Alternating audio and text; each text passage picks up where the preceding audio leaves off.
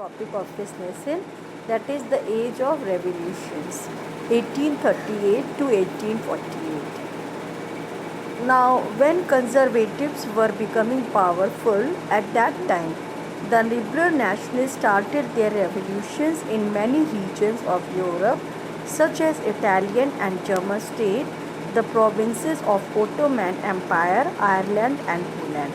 It is saying that after the, you can say, defeat of Napoleon Bonaparte by the combined forces of the conservatives, that is Prussia, Austria, Russia and Britain, they again started the conservatives regime after the Treaty of Vienna in 1850, and they imposed the monarchical rule and the autocratic rule in Europe continent, uh, and to curb, or you can say to suppress the revolutions that had started from France.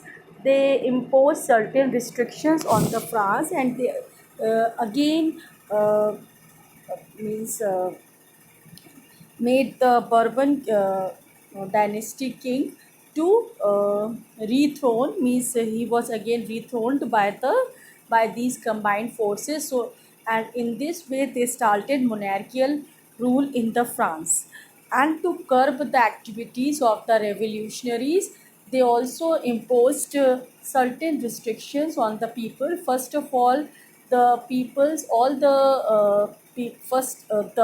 were again reduced to the status of subjects, and second thing is that their right to freedom and liberty were taken away. Freedom, liberty and equality, and system of privileges was again reimposed.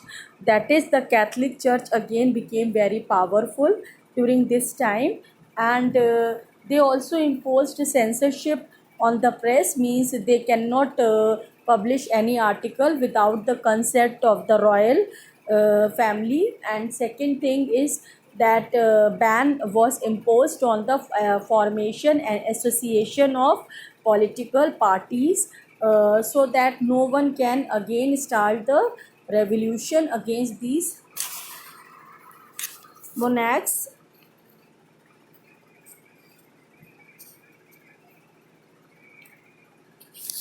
Sorry for disturbance. And in this way, many of the liberal nationalists, they went underground, and but they still continued with their revolutionary activities because they did not want the monarchical rule to continue.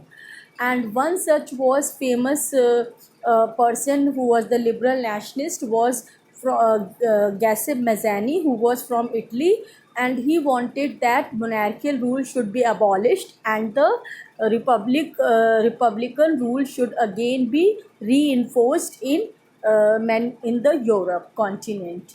And he also wanted that the Italy, who was at that time was divided into many fragments, political fragments, he wanted to unite them and make it give it a you can say give it a form of a nation. So he wanted the Italy to be unified.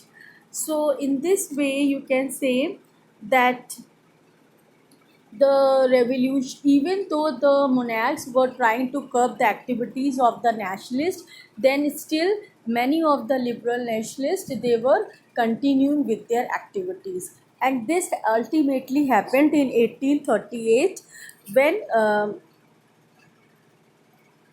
when in many regions of Europe, such as Italy and German states, the provinces of Ottoman Empire, that is Turkey, Ireland and Poland, they became very means they again started their activities. That is the liberal nationalists.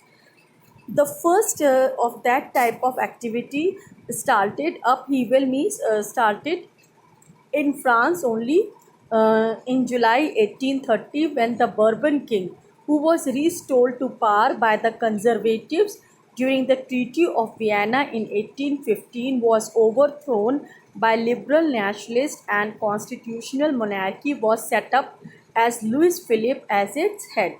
So Ultimately, the liberal nationalists, they again came to the power, and the puppet king that was of the Bourbon dynasty, he was thrown by the liberal nationalists, overthrown by the liberal nationalists, and again puppet king was restored, who has to accept that his powers will be limited by the constitution of France, and he will be subject to parliament, means he will be only the nominal head of the state, and the real powers or the executive powers will be with the elected members of the parliament. That is Louis Philippe.